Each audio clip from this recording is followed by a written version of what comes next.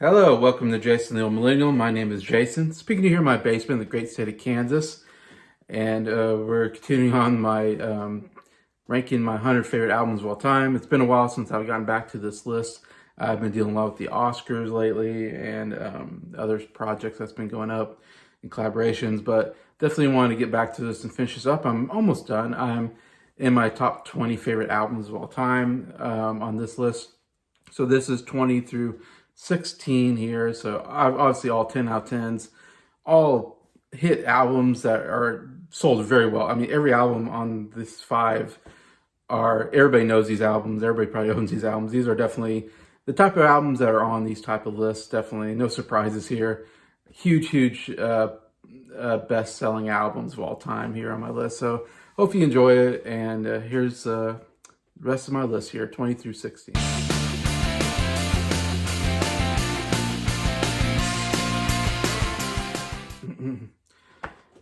All right, starting at number 20. Again, like I said, I wasn't kidding. These are big hitters. And this is Rumours by Fleetwood Mac. At number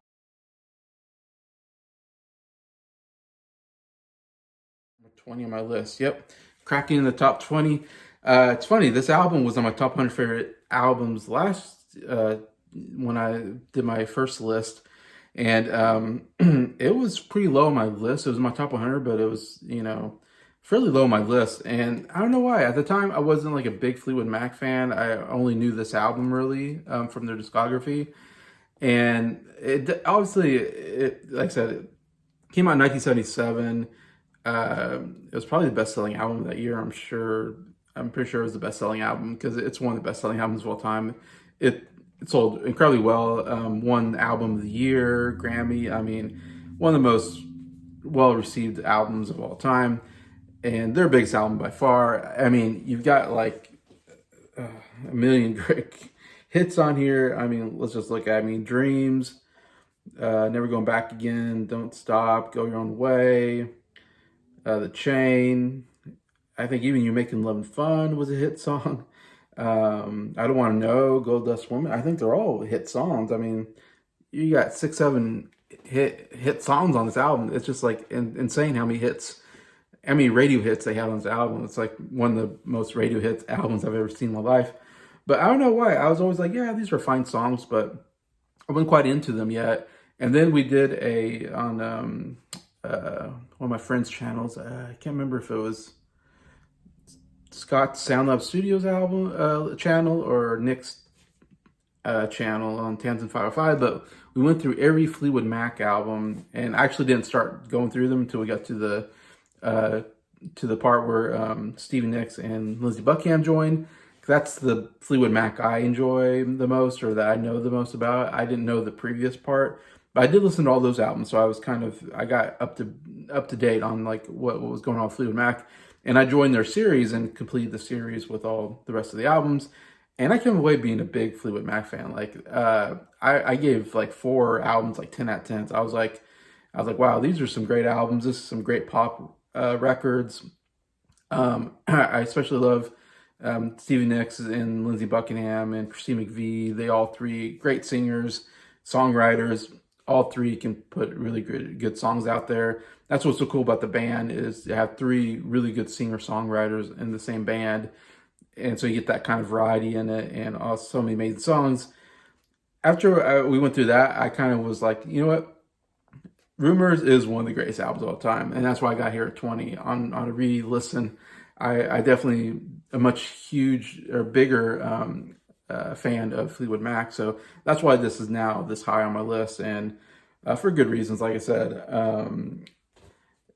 You got some absolutely amazing songs. The Chain is my favorite song on here, and that's probably my favorite, or that is my favorite Fleetwood Mac, because we did our top 10 Fleetwood Mac songs already. And I at some point, I want to do a deep dive on them on my channel and definitely cover them as well. And so I'm spoiling my list, but yeah, The Chain is my favorite. It's absolutely insanely crazy good. Like the singing, the playing, it's the best use of their talents, where all the voices, the harmonies are amazing, the bass playing, the drumming is great. This never something to chain. Oh, when they do that little round thing, you don't love me now, you never love me again. Oh, amazing stuff. And then that bass solo, and then them coming back. It's great. Yeah, it's absolutely fantastic song. But you also got Dreams is one of my favorite songs as well. I mean, there's like 4 songs here that are like in my top 10 favorite Fleetwood Mac songs. Of course, that's how good this album is. But yeah, Dreams, obviously, huge hit. Always been, actually, I've always enjoyed that song growing up, listening to it on the radio. It's always been a favorite of mine from Fleetwood Mac, still is. Stevie Nicks is my favorite member. I love her voice. I think she has a really cool voice, very unique, and I love a lot of her songs. But yeah, Dreams, another super catchy chorus. Thunder never happens, or something till it's raining. Players know something till they're playing. I know I'm not getting the words right. But anyways, amazing song. Love that song. I love Go Your Own Way. Lindsey Buckingham's best song, I think. Just the drumming beat. I love the drumming in it. And then Lindsey Buckingham really belting it out. Go your own way. Go your own way. Yeah. Vocally amazing. The harmonies. It's definitely a big hit for a reason. But I also have Never Going Back Again is also my top 10 favorite songs because the guitar playing. It's some of the best guitar playing, acoustic guitar playing I've ever heard. That main, and then Lindsey Buckingham's voice over it. It's just so catchy, and so I don't know, just love listening to those acoustic guitars playing, and that kind of riff that they're going through anyways. But yeah, those definitely absolutely amazing on here. But everything else though, it's just, again, there's like not a bad song on here. It's all just some incredible hits, some of their best work, and that's why I got Rumours here at number 20 on my list.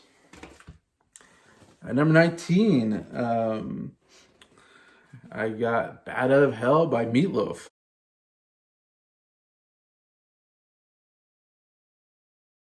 Number 19 on my list. This is an album, yeah, when I of course, I knew about Meatloaf growing up. You know, again, there's like 3 big songs on here, really. I mean, at least I would say Paradise by Dashboard Light. I know I heard that a lot on the radio. That was on the, I don't know if it's the first song, but one of the first songs I heard from Meatloaf. And from this first one I heard from the album, probably, I heard on the radio and always loved that song. Always thought that was a cool song. And it's kind of funny, it's humorous times. And man, it rocks at times. And then the female, the back and forth between Meatloaf and the female singer is so good. And that last part, like I said, it's funny. The let me sleep on in, and I gotta know right now, would you love me forever? Oh, so catchy. Vocally amazing. I love how the song goes into different. It changes like 3 times. I love it. Like goes into the storytelling is so good too, and it's just about a guy who wants to have sex with his girlfriend in his car. That's the whole song, and yet it's like I love the back and forth between the two, and the kind of storytelling of the song of, you know, everything's going good, and then she wants him to say I love you, and he's like, I don't want to say that. But then he says, okay, just have sex with you. I'm going to tell you I love you, and I'll love you to the end of time. And then he's like, I'm waiting for the end of time so I can get rid of you. It just has a great arc to it. I don't like the baseball part where they're doing the whole baseball kind of thing where they're, you know, obviously getting close to having sex, and they're doing the whole baseball analogy thing. That part I don't care so much, but then it does lead to the third part of the song, which is like my favorite part. But anyways, that's definitely always been a favorite song of mine. It's my favorite song on the album. And like I said, I just love the whole production of it. The other one, 2 Out of 3 Ain't Bad, is also a pretty big hit. That I kind of was aware of as well. Another absolutely amazing song. Good lyrics. I mean, I believe the lyrics are by Jim Steinman. I believe writes the songs. I know he does the music, and great piano playing. Jim Steinman, man, he can play the piano. Great piano playing, and lyrically, I think another really cool song about, you know, this girl, you know, wants him to love her, and he's like, I can't love you. And he says, I want you, I need you, but I'm never gonna love you. But 2 out of 3 ain't bad. At least I want you and I need you, but I can't love you. And it's like, what? Why can't I love you? And then you find out in the song that he was in love with somebody else, and that person told him the same thing. that I want you, I need you, but I'm never gonna love you. And then he does it back to this girl. I don't know. So really great songwriting, in my opinion. But that was a pretty big hit out of it as well. I think it might have been his biggest hit actually on the album. But yeah, when I first finally got to actually listen to the album, I knew those two songs, and what I love about it is so theatrical. Like it's like a pop. It's like almost like a musical that never exists. It's like you're listening to the soundtrack of a musical, but there is no musical. It's just Steinman's very came from, and Meatloaf came from a musical background. Meatloaf was kind of a Broadway kind of, not maybe not Broadway, but like off Broadway, maybe type of singer actor. And Steinman was writing music. And in fact, if I remember right, this originally was going to be a musical about Peter Pan or something like that, and that fell through. So then he was looking for somebody because he had this music, and then Meatloaf auditioned, and he's like, Meatloaf was the right guy, and Meatloaf fit the music just perfectly because he's so theatrical. If you watch his live performances, he's got that, as you can see his outfit, he's got that big, what do you call it, frayed shirt and the jacket, and he's got that long hair, and he's just really acting the heck out each song. So yeah, I just think it's such a unique album because of that theatricalness to it, the musicality of it. Just something I never heard before, and it works really well as like part pop album, part rock album. It has a little bit of both in there. I mean, Bat of Hell it's a long song. It's a very intricate song. It's like a very long piano intro, and like I think there's if I remember right, there's like a motorcycle engine running or something like that. Man, it's just amazingly, like musically, just amazing. Like different places that goes musically, it's just so good. Yeah, really good song. There's only 7 songs on this album, and each song I think is actually really good. Yeah, you took the words right out of my mouth. Oh my gosh, I love that song. You took the words right out of my mouth. It must have been while I was kissing you. I love that chorus. Just a really great, catchy chorus. I was about ready to tell you I love you. I love you. The backing vocals, so great. But really great melody, catchy song. Heaven Can Wait is a song that's not a big hit. It's a beautiful ballad, though. Another just absolutely great ballad. All Revved Up, No Place to Go. Another really good rock song on here. And then it finishes with For Crying Out Loud. Another really good song. I mean, man, even the deep cuts are really good, and the hits are amazing. Yeah, love this album.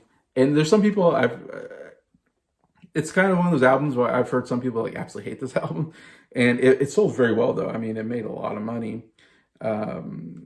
This came out, let's see, 1977. 77 was a great year. I mean, you got Rumours and you got Bad Out of Hell came out 77, and they're in my top 20.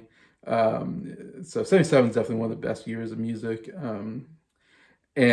But I love it, and I've talked to some other people that love it too. So it's one of those like some love it, some hate it. I absolutely love the music. So that's Bad Out of Hell, but Meatloaf, number 19. Number 18, we have my favorite Led Zeppelin album, Led Zeppelin IV.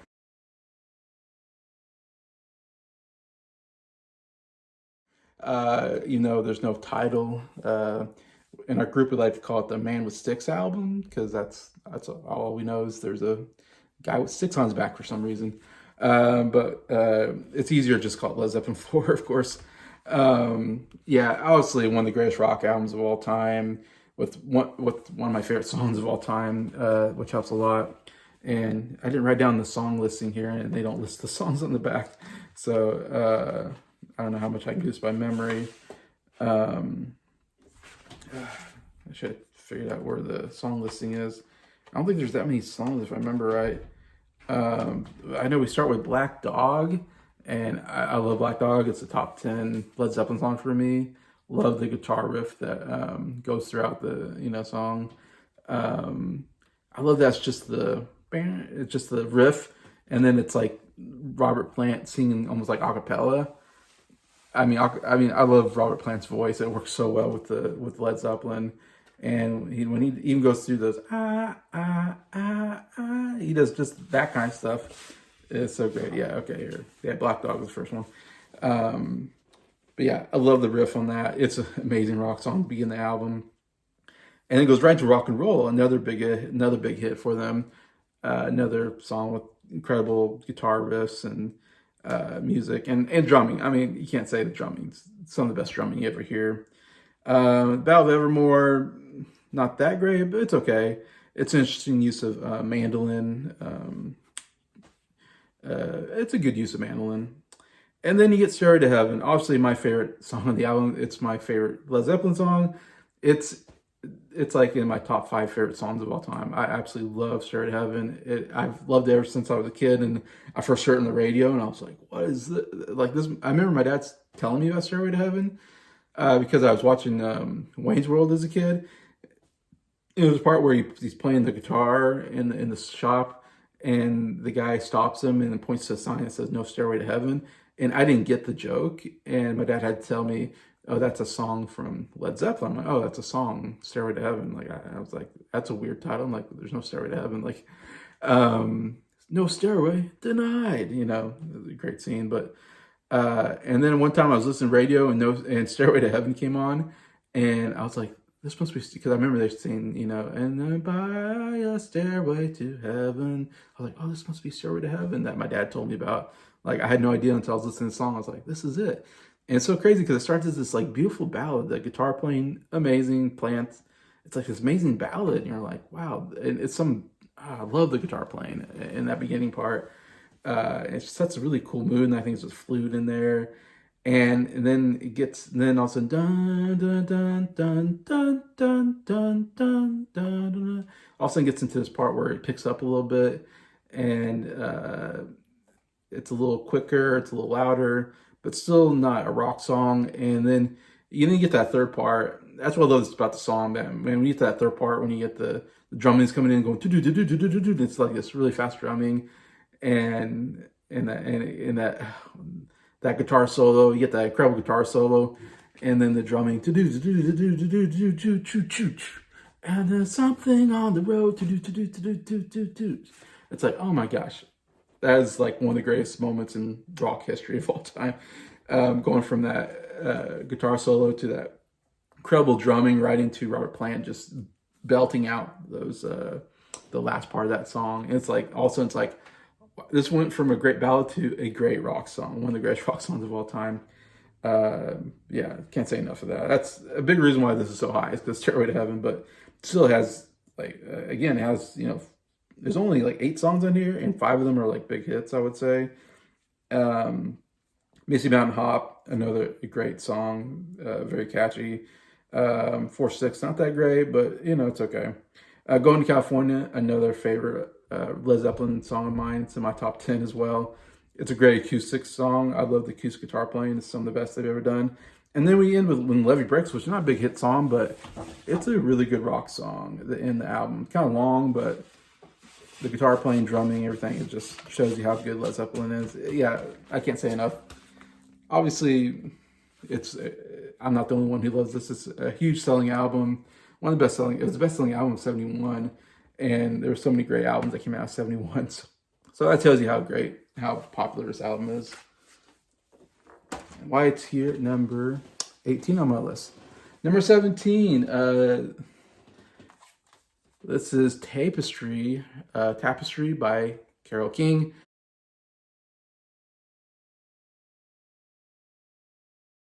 I actually just talked about this album yesterday on Adam's channel, What the Gym. Me, Adam, and Briar reviewed this album. So I even just went through this album, and I said on that channel that this was a top 15 album. I was wrong. This is not top 15. It's top 17 though. It's my number 17 favorite album.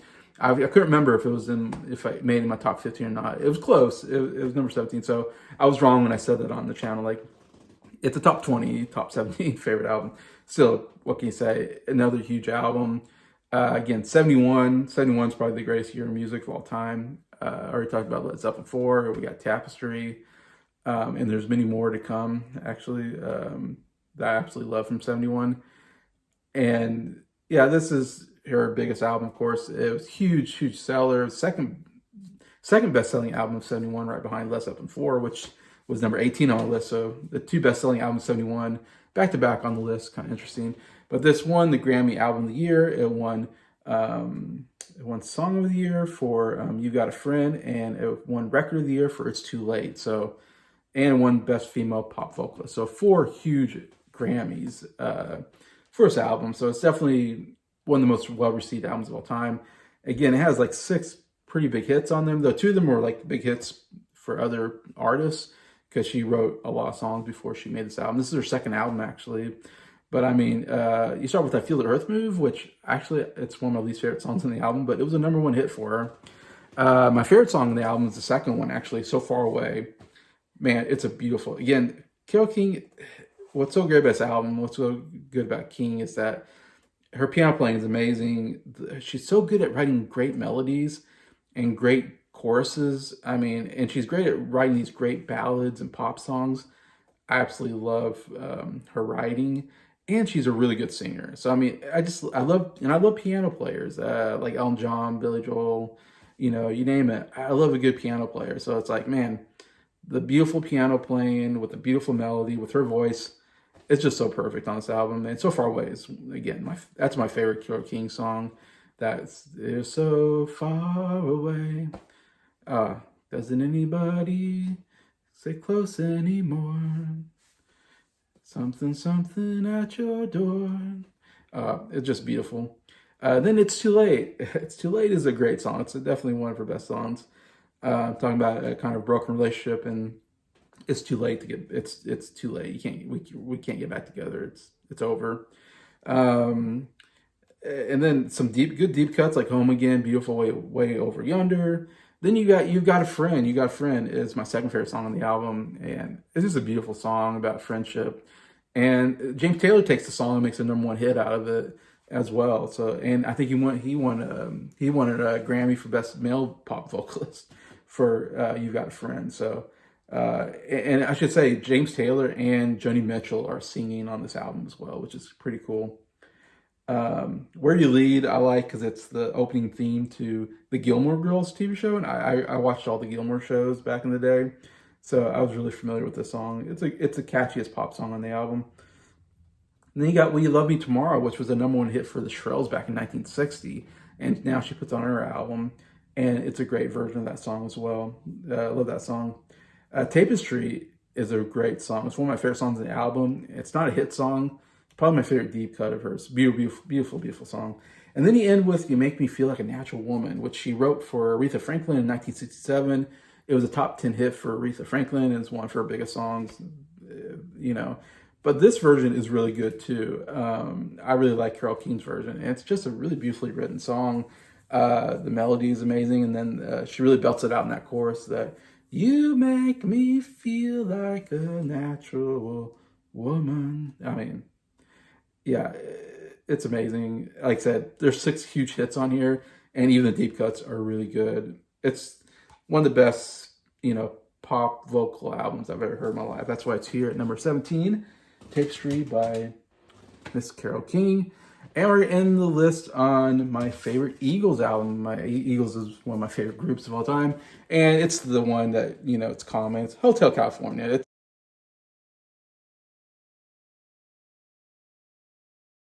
their best known album. It's their biggest selling album, I believe, of all time. I even have their poster up here that I got from this album that I put on my wall. Yeah, big Eagles fan. Eagles, they have like 4 albums that are just absolutely fantastic. Or I think I had 4 albums in my top 100, in fact, if I remember right. And this is top. And it's funny, I had Desperado ahead of this last time. This was on my list, I believe, last time. Yeah, it was on my list, but it wasn't this high on my list. And funny enough, I had Desperado ahead of this album. Actually, at the time, I thought Desperado was actually just a little bit better than this album. Because I think when I first heard this album, I thought, like, obviously you have Hotel California is the big hit. And it's really only, well, then you have Life in the Fast Lane. Here, let's see if I can even, I don't know if I have a listing here of all the songs. So I didn't list the songs, so I thought I could look off the back of these. Okay, there it is. Maybe.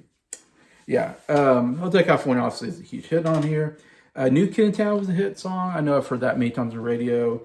And Life in the Fast Lane, which are the first 3 songs on the album, which is great. That's the three big hits are right at the beginning of the album. Those are kind of the big hits on the album, but then that's it. And there's not a lot of songs here. Looks like there's 9 songs in total.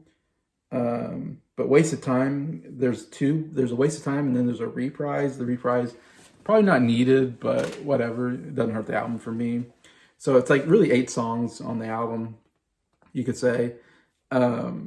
And so I think at the time when I first had this album on the list, I think I thought, well, I'm not even that big a fan of Life in the Fast Lane. It's fine. But I thought after Hotel California, New Kid in Town, I thought the rest of the album wasn't as great as those 2 songs, or definitely the highlights. But after I've listened to this album many times, I've kind of grown to liking all the songs on here. And I think, again, it's 10 out of 10 album, obviously, and I like every song now. I think it's actually just a perfect album. And Hotel California is my favorite song on the album. It's my favorite Eagles song. Pretty typical, but I love it because it's just this very epic, song. That beginning part, oh my gosh, with the drums and guitar. Henley vocals are amazing. It's a very mysterious, lyrically, it's kind of cool. It's like, what's going on here? What is going on in this hotel? Why can't you leave? But that chorus, I mean, honestly, welcome to the Hotel California. Just a lovely place, such a lovely place. Love the harmonies. Harmonies are amazing. Guitar playing is some of the best I've ever heard. And what really makes me love the song so much is that guitar solo at the end. It's a double guitar solo with Joe Walsh and John Fielder. They have 2 lead guitar players that are really good guitar players. And that's what I love about it. I love them because the harmonies are great and the guitar playing is just so amazing. And that double guitar solo at the end is definitely one of my favorite guitar solos of all time. It's not like the quickest, flashiest guitar solo, but just the 2 guitars playing simultaneously, and just the way it's just so fun to listen to, and even funner to watch on TV. But yeah, love Hotel California. New Kid in Town, another absolutely great. It's my second favorite song on the album. Again, great vocals, I believe by Don Henley on that one. But yeah, again, just a really great melody, great harmonies, great backing vocals. Live in the Fast Lane, like I said, it's probably my least favorite song on this album. But it does have a great guitar riff, and it is catchy, Life in the Fast Lane. So it does have some good playing in it. I prefer their more ballads than their rockers, I guess. But Waste of Time, I think, is a good song as well. Victim of Love is not bad. Pre-Made's on the Row. Try and Love Again, they're kind of the deep cuts on the album. Still, I think, really good songs. I guess by different members too. Try and Love Again is Randy Meisner. Pre-Made's on the Row is Joe Walsh. So it's kind of cool that different members are they got a couple different members that can write and sing. Because Don Henley is usually the main singer, and then Glenn Fry also sings quite a bit on. But I always love when Randy Meisner sings because he has a great voice as well. I love his kind of tenor voice, and Walsh is fine as well. But and then we end with the last resort. I think is my third favorite song on the album. It is a great closer. It's kind of long, I think, if I remember right, but it's just a beautiful ballad by Don Henley on here. And yeah, the best song in here that's not a hit song. Great. I mean, gosh, you open the album with Hotel California, and then you close with Last Resort. It's just a great opener closer. And yeah, it's not too long of an album. Like I said, 8 songs, and two huge hits and some other great deep cuts. So yeah, there we go. And I said, I love the Eagles' voice. I love their vocals. Overall, I'm just a huge fan of their sound. So that's why Hotel California from 1976 is here. And so these are all 70s albums. So you're getting a lot of 70s and 60s here in my top 20, let's just say. But yeah, that's my 20 through 16. Feel free to comment what you think about these albums. I'm sure, hopefully, people agree with me. These are some of the greatest albums of all time and deserve to be in this top 20. But yeah, tell me what you think about these albums. Are they in their top 20? I'd love to hear your thoughts. Besides that, thank you so much for watching this video. Thank you for liking it. Thank you to all my subscribers for supporting the channel. I appreciate you all and hope you have a good day.